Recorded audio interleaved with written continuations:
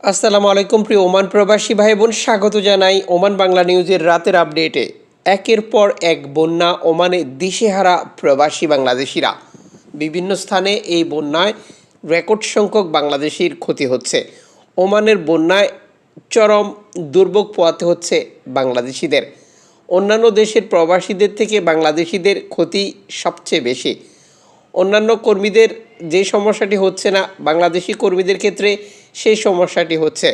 বন্যায় ক্ষতির মুখে পড়েছে দেশটিতে মাছ ধরার কাজে নিয়োজিত রেকর্ড সংখ্যক বাংলাদেশি। উপকূলে নৌকা বেঁধে অলস সময় পার করছেন তারা। চলমান লঘুচাপের প্রভাবে উত্তাল সমুদ্রে বেড়েছে ঢেউয়ের উচ্চতাও। তাই বাড়তি সতর্কতা হিসেবে মাছ ধরার নৌকাগুলোকে গভীর সমুদ্রে না যাওয়ার পরামর্শ দিয়েছে আবহাওয়া অধিদপ্তর থেকে। যদিও এবার বন্যার সবচেয়ে বেশি ক্ষতি হয়েছে ওমানের স্কুল শিক্ষার্থীরা। রোববার ক্লাসের সময় স্কুল বিল্ডিংয়ে অবরুদ্ধ হয়ে পড়েন তারা।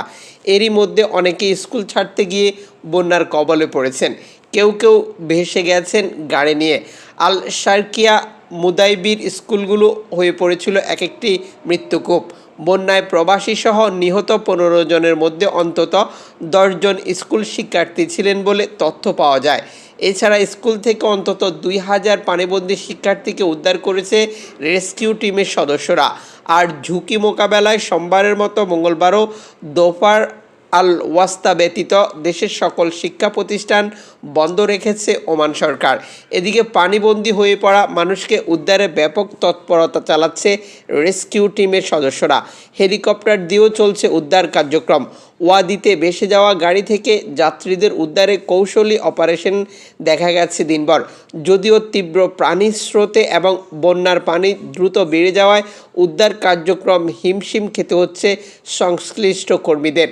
পূর্বাভাস অনুযায়ী বুধবার সন্ধ্যা বা বৃহস্পতিবার পর্যন্ত চলমান এই বৈরী আবহাওয়া স্থায়ী হওয়ার সম্ভাবনা রয়েছে।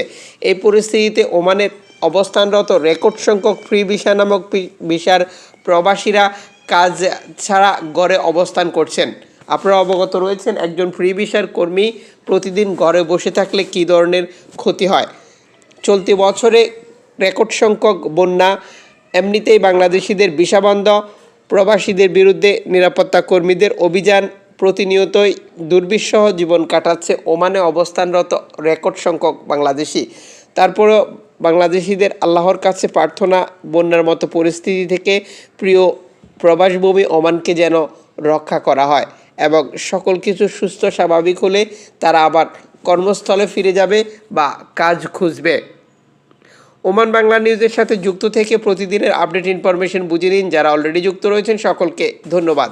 চ্যানেলটি সাবস্ক্রাইব করুন, ফেসবুক পেজটি লাইক ফলো করুন।